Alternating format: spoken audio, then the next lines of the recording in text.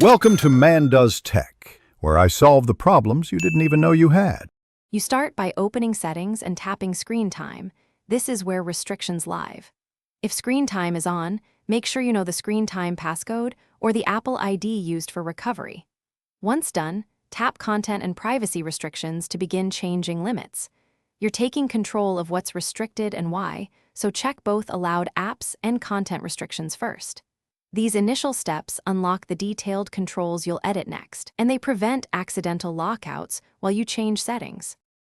Once you've opened Content and Privacy Restrictions, turn the toggle off to allow edits, or keep it on and change specific switches.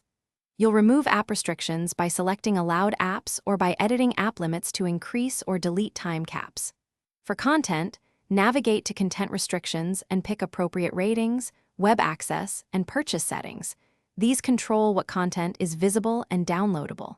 Make sure to review privacy settings too, because app permissions can cause perceived restrictions even after content limits are changed. To finish, confirm your Screen Time passcode or use the Apple ID recovery flow if you forgot it. If recovery fails, backing up and erasing the device may be required.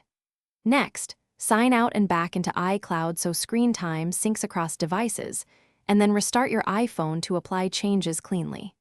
If something goes wrong, the key troubleshooting tip is to check for mismatched Apple ID across devices. Different accounts cause persistent restrictions. You'll then reapply desired settings with the correct account. Thanks for watching. If you found this helpful, don't forget to like and subscribe.